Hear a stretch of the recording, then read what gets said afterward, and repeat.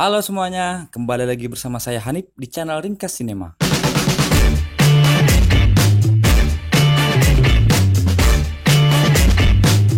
By the way, apa kabarnya kalian hari ini? Semoga kita semua selalu sehat dan bahagia sampai akhir hayat.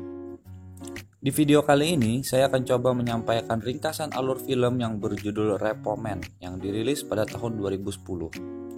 Film ini ditulis skenarionya berdasarkan novel The Repossession Mambo karangan Eric Craig.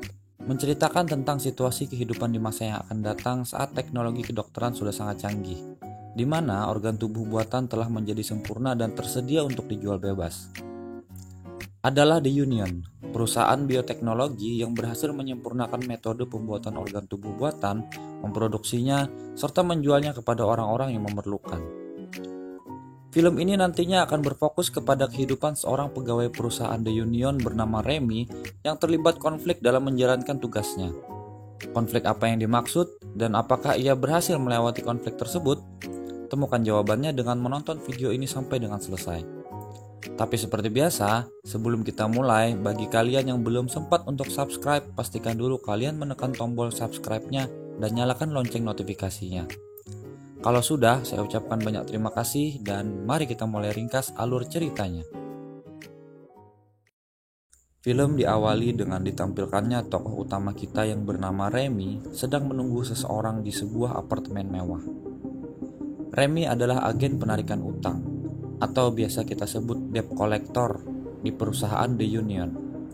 Tugas utama Remy adalah melakukan penarikan kembali properti perusahaan apabila pelanggan tidak mampu membayar tagihan setelah 90 hari surat peringatan ketiga dikirim ke alamat pelanggan. Ia tak segan-segan menyakiti pelanggannya yang berusaha kabur dari kewajiban untuk membayar utang atas properti perusahaan yang mereka gunakan. Properti yang dimaksud di sini bukanlah rumah, bukan juga mobil, dan bukan alat elektronik. Properti yang dimaksud di sini adalah organ tubuh buatan, seperti jantung buatan, ginjal, paru-paru maupun mata, dan lain sebagainya. Yang dalam film ini biasa disebut dengan artifact. Pada scene awal ini kita akan diperlihatkan bagaimana dengan mudahnya seorang debt collector seperti Remy menggunakan peralatan medis untuk mengoperasi dan mengambil organ tubuh buatan atau artifact dalam tubuh seseorang. Setiap harinya, rutinitas Remy setelah selesai mengantarkan anaknya ke sekolah, ia mendatangi satu persatu pelanggan yang menunggak pembayaran dan mengambil organ tubuh yang mereka gunakan. Setelah itu, Remy menuju kantor The Union dan menyerahkan hasil sitaannya yang ia taruh sementara di dalam sebuah box penyimpan artifact. Di dalam kantor The Union, tampak ramai orang yang sedang mengantri untuk membeli artifact. Tentu saja yang datang adalah orang-orang dengan keluhan pada organ tubuhnya. Selain melayani pembelian cash, The Union juga memberikan opsi pembelian secara kredit bagi mereka yang tidak punya cukup uang untuk membeli secara cash. Dengan suku bunga yang tentunya bisa dipastikan tidak akan ada yang mampu untuk melunasinya. Meskipun demikian, setiap orang yang datang hampir bisa dipastikan akan menyetujui segala macam syarat untuk menggunakan artifact demi bisa kembali sehat dan bugar. Remy adalah salah satu agen penarikan senior terbaik di perusahaan tersebut. Bersama-sama dengan teman masa kecilnya, Jack, mereka selalu berhasil menyelesaikan tugas-tugas penarikan yang dibebankan kepada mereka. Dan ini adalah Frank, manajer divisi penarikan di perusahaan The Union.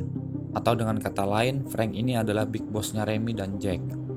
Setiap kali anak buahnya berhasil mengambil artifact dari pelanggan, para agen kemudian menyerahkannya kepada Frank untuk dipindai kecocokan datanya dan disimpan kembali untuk nantinya bisa dijual lagi.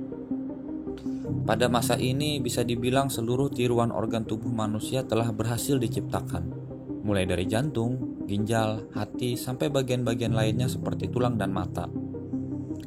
Bahkan, The Union berhasil menciptakan produk terbaru yang diberi nama M5 Neural Net, sebuah produk yang dibuat untuk meniru sensor saraf pada tubuh manusia, yang nantinya diperuntukkan untuk orang-orang yang lebih tertarik hidup di alam mimpi daripada hidup di dunia nyata. Pada senggang waktu saat bekerja, Remy dan Jack pergi ke sebuah bar demi melepaskan penat dari pekerjaan yang menumpuk. Di sini Remy melihat Beth dan ia tampaknya terkesima dengan penyanyi regular bar tersebut. Istri Remy yang bernama Carol sebenarnya tidak terlalu suka suaminya bekerja di bagian penagihan. karena pekerjaan itu terlalu banyak menyita waktu untuk keluarga. Istrinya pun mendesak agar Remy meminta untuk dipindah tugaskan ke divisi lain meski dengan bayaran yang lebih kecil. Pada suatu hari, saat Remy dan teman-teman satu divisi kerjanya sedang mengadakan pesta barbeque di belakang rumah Remy, Jack yang mendapat telepon lalu memberitahu kepada Remy kalau ia mendapat tugas untuk menyita kembali sebuah artefak dari seseorang yang sudah menunggak 6 bulan lamanya. Tentu saja dengan komisi yang lebih besar dari biasanya. Jack tidak perlu repot-repot mengejar orang itu, karena berkat relasinya, orang tersebut dibawa langsung ke depan rumah Remy. Jack lalu dengan cekatan membelah tubuh orang itu dan mengambil ginjal buatan tersebut. Namun tiba-tiba Carol melihat kegiatan yang dilakukan oleh Jack itu. Carol yang memang tidak menyukai profesi suami dan teman-temannya itu lalu pergi meninggalkan Remy dan membawa serta anaknya. Pada suatu malam saat mereka berdua sedang berpatroli, alat pendeteksi artefak yang dipakai oleh Jack mendeteksi keberadaan orang-orang dengan artefak yang masuk daftar kredit macet sedang berkumpul di sebuah kapal tak jauh dari tempat mereka berada. Kesempatan emas itu tentu tidak mereka sia-siakan. Mereka kemudian mempersiapkan diri dan masuk ke kapal itu untuk merebut kembali semua artefak tersebut.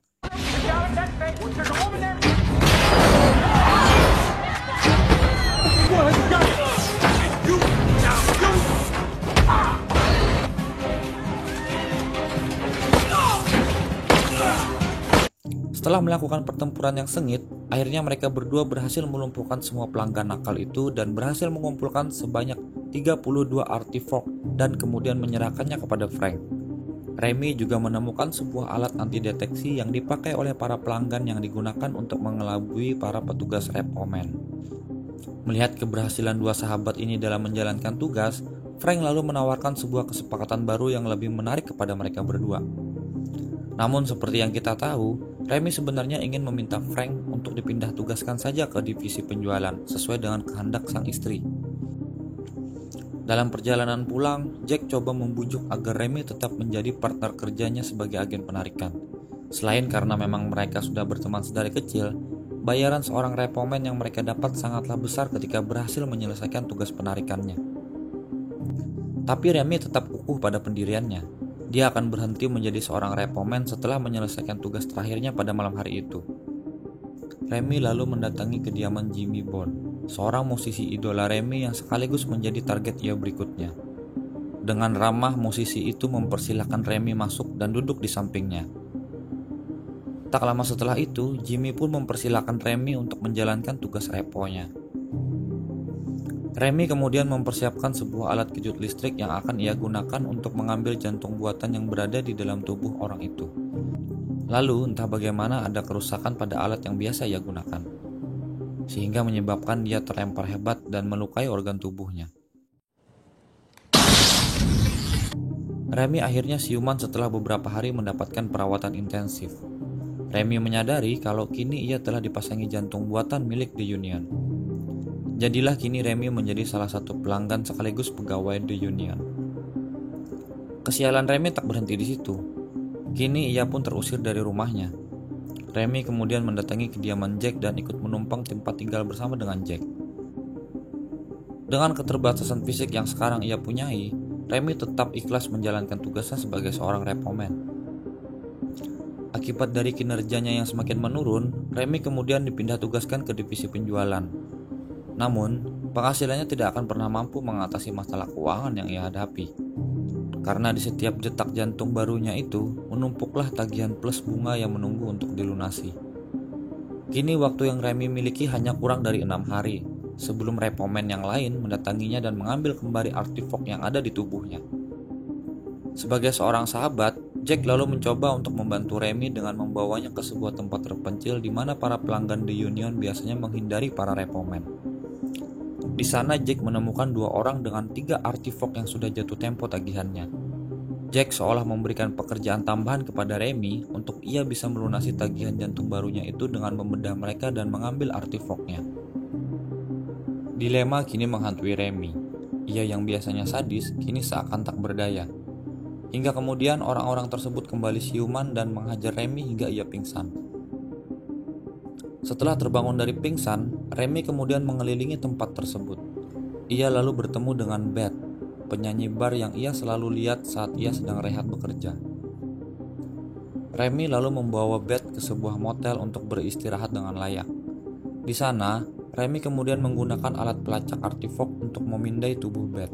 Dan benar saja, Beth ternyata salah seorang pengguna artifok yang berjumlah 10 buah yang kesemuanya telah habis masa jatuh tempo tagihannya.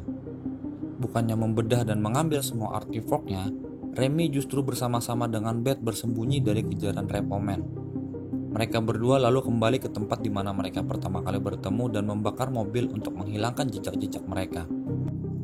Maka sahlah sudah Remy sekarang menjadi buronan para repoman di Union. Remy yang punya satu jantung buatan, sedangkan Beth semua organ tubuhnya selain jantung adalah buatan. Sementara itu di base camp para repoman, Frank menyerahkan satu persatu tugas surat mereka. Saat Jack menerima surat tugasnya, Jack malah menolak dan pergi menjauh. Hari-hari berikutnya dilalui Remy dan Beth dengan bersembunyi di tempat terpencil tersebut. Mereka saling mengenal satu sama lain dan bertukar informasi tentang diri mereka masing-masing. Remy lalu mulai menulis jurnal hariannya dengan menggunakan mesin ketik yang Beth temukan di tempat tersebut, semata-mata hanya untuk menggunakan waktu luangnya selama dalam pelarian. Berkat telinga buatan yang dipunyai oleh Beth, mereka lalu menyadari kedatangan seseorang yang diketahui oleh Remy sebagai seorang repoman. Mereka kemudian berpindah lantai untuk menyiapkan jebakan kepada repoman tersebut. Tak lama setelahnya, repoman itu terjatuh ke lubang yang terdapat di lantai itu. Namun karena memang lantai tersebut sudah rapuh, akhirnya bagian lantai tempat Beth berdiri pun ikut terjatuh dan menyebabkan lutut buatan Beth rusak parah. Mereka berdua lalu kembali kabur menggunakan mobil milik repoman yang telah berhasil mereka singkirkan sebelumnya. Beth yang baru sadar dari pingsannya lalu mencoba memperbaiki sendiri lututnya yang rusak menggunakan alat medis yang ia punyai. Mereka berdua kini pergi menuju kantor pusat di Union. Remy lalu masuk ke kantor itu dengan menggunakan kostum paru-paru. Ia kemudian mendatangi Frank di kantornya dan mengancamnya untuk membebaskan ia dari segala macam tagihan. Frank tentu saja menolaknya, dan itu membuat Remy harus menembak Frank dengan tembakan kejut listrik. Ia kemudian mengambil sebuah alat anti-deteksi artifok yang pernah ia temukan sebelumnya saat melakukan penggerebekan di kapal. Berbekal alat anti-deteksi itu, Remy berencana untuk kabur melalui bandara menuju tempat dimanapun yang tidak ada di Unionnya. Dan benar saja, alat itu berfungsi dengan sangat baik saat melewati metal detektor yang ada di bandara. Namun, usaha mereka terhenti ketika petugas bandara melihat kaki Beth yang berdarah, dan Beth tidak diizinkan masuk ke dalam pesawat sebelum mendapatkan perawatan. Belum lama mereka berada di dalam ruangan, masuklah dua orang repoman yang mengenal Remy dan Beth. Tanpa banyak bacot, Remy dan Beth langsung menghajar mereka semua dan kembali kabur dari bandara tersebut. Mereka lalu menuju tempat relasi Beth bernama Asbury yang ia kenal bisa membantu memperbaiki luka parah yang ada di lututnya. Asbury terkenal sebagai pengepul organ tubuh dan menjualnya kembali ke pasar gelap artifok dengan setengah harga lebih murah. Karena Asbury tidak memiliki cukup peralatan untuk membedah lutut Beth, ia kemudian menyarankan untuk mendatangi Alpha, sebuah klinik dokter black market untuk memperbaiki lutut Beth yang rusak parah. Klinik yang dulunya menjadi langganan Beth ketika hendak memasang artifok di tubuhnya.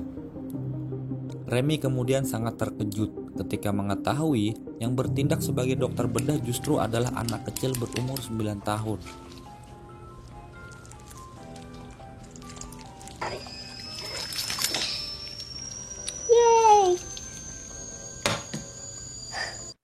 Tak lama kemudian operasi tersebut berjalan lancar dan Beth kembali bisa berjalan normal seperti biasa walau masih sedikit tertatih.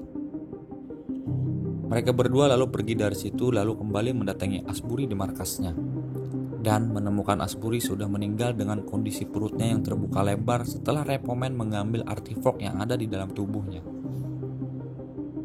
Tak lama kemudian Jack muncul ke hadapan mereka berdua. Akhirnya dua sahabat itu setelah sekian lama kembali berbincang. Di sini kemudian diketahui bahwa Jack adalah orang yang mensabotase alat kejut listrik milik Remy sehingga menyebabkan kecelakaan kerja dan mengharuskan Remy menggunakan jantung buatan. Jack sendiri melakukannya agar Remy mendapat beban tambahan sehingga membatalkan keinginannya untuk pindah kerja ke divisi penjualan yang bayarannya lebih kecil. Dua sahabat ini lalu berkelahi dengan sengit, hingga kemudian Remy berhasil mengalahkan Jack berkat bantuan Beth.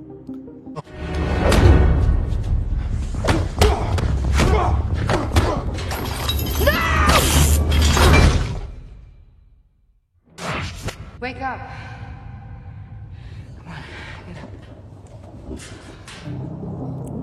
Situasi lalu semakin kacau ketika tempat itu digerebek oleh sekumpulan repomen. Orang-orang yang terdeteksi menunggak lalu berlarian kocar-kacir keluar dari tempat tersebut.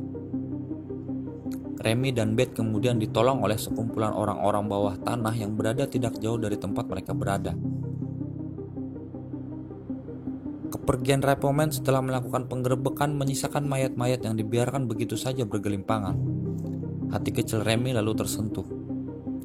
Menyadari kalau tidak ada jalan keluar dari masalah yang mereka hadapi, Remy lalu membuat keputusan untuk menghancurkan The Union sampai ke akar-akarnya. Dimulai dari menghapus keseluruhan sistem tagihan dan catatan tunggakan seluruh pelanggan yang tersimpan di markas besar The Union. There is no way out. Not for anyone. Sebelum melakukan aksinya dengan Beth, Remy diberi kesempatan untuk bertemu dengan anak dan istrinya. Di dalam kereta, Carol yang merasa tertekan dengan kondisi rumah tangganya lalu berdebat hebat dengan Remy. Lalu tiba-tiba Carol jatuh pingsan setelah Peter menembakkan pistol listrik ke tubuh ibunya yang terlalu cerewet. Remy lalu menyerahkan jurnal harian yang selama ini ia tulis ketika dalam masa pelarian kepada Peter dan memberitahukan kepada Peter kalau nantinya ia bisa menemuinya di sebuah tempat bernama Punta del Este. Remy kemudian pamit meninggalkan Peter di dalam kereta. Setelah berhasil menculik Frank dan memindai retina matanya, mereka berdua kemudian dengan mudah masuk ke markas besar The Union. Tak sengaja mereka justru masuk ke sebuah ruangan workshop produksi artefak, tempat di mana semua organ tubuh buatan diproduksi secara massal. Kemudian mereka sampai di lorong menuju Pink Door, tempat sistem atau server The Union berada. Tentu tidak mudah untuk bisa masuk ke sana. Mereka terlebih dahulu harus menyingkirkan para penjaga yang sedang berpatroli di sana. Setelah selesai membereskan para penjaga, tibalah para repomen yang mendapat giliran untuk menghalangi niat Remy menuju Pink Door. Namun sekali lagi Remy yang dibantu Beth berhasil mengatasinya dengan sangat mudah. Mereka kemudian berhasil masuk ke Pink Door dengan memindai mata Beth yang merupakan salah satu artefak yang masuk ke dalam daftar tunggakan. Sementara itu Frank dan Jack yang baru datang hampir saja berhasil menangkap mereka. Di dalam ruangan tersebut, Remy pun bingung karena tidak menemukan keyboard ataupun layar monitor yang bisa ia gunakan untuk mengakses masuk ke dalam server utama. Sehingga satu-satunya cara untuk mereka bisa keluar dari daftar tunggakan adalah dengan memindai satu persatu barcode artefak yang ada di dalam tubuh mereka. Yang mana itu berarti mereka harus membedah diri mereka masing-masing, sekalipun dengan resiko kematian yang mereka harus hadapi. Remy lalu mempersiapkan alat bedah yang sudah ia bawa dan membedah dirinya sendiri. Kemudian ia meminta Beth untuk memasukkan alat pindai ke dalam tubuhnya dan mengarahkannya ke jantung buatan di dalam tubuh Remy agar barcode-nya bisa terbaca oleh alat pindai. Dan kemudian giliran Remy yang melakukan pemindaian terhadap Beth. Ia lalu memindai mata, telinga kanan dan kiri, kerongkongan, lutut, tulang pinggul, dan paru-paru. Sementara itu di luar ruangan server, Frank dan Jack akhirnya berhasil masuk ke dalam ruangan setelah melakukan pemindaian menggunakan salah satu artefak yang ada di situ. Melihat kesungguhan sahabatnya itu dalam menolong seseorang, Jack kemudian terenyuh dan justru menghabisi Frank. Remy akhirnya berhasil memindai semua artefak yang ada di dalam tubuh Beth, lalu menutup kembali lukanya. Dan Jack memberikan suntikan adrenalin untuk segera menyadarkan Beth. Jack kemudian memasukkan 2 buah bom ke lemari penyimpanan artefak untuk menghancurkan sistem atau server terpusat di Union, hingga kemudian server itu meledak. Rencana Remy berhasil dan mereka bertiga pun selamat.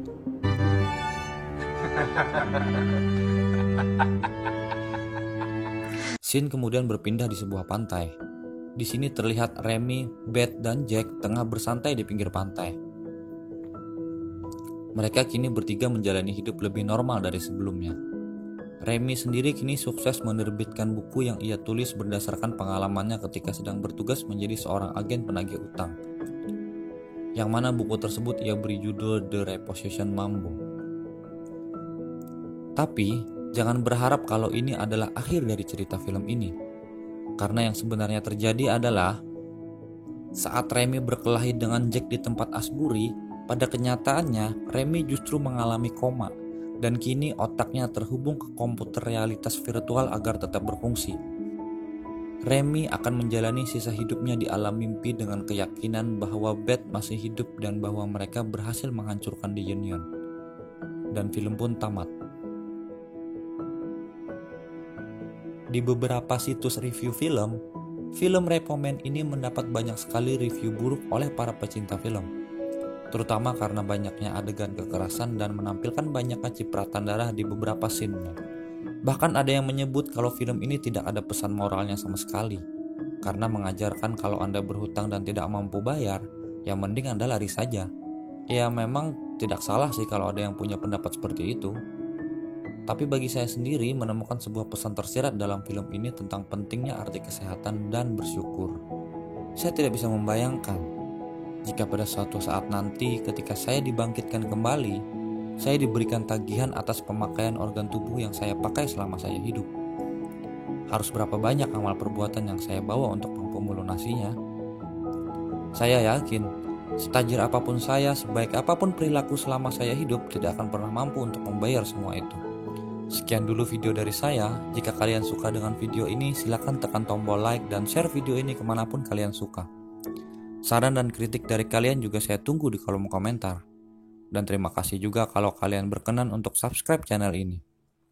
Mohon maaf jika ada salah kata dan cara penyampaian saya yang kurang berkenan di telinga kalian. Sampai jumpa di video berikutnya.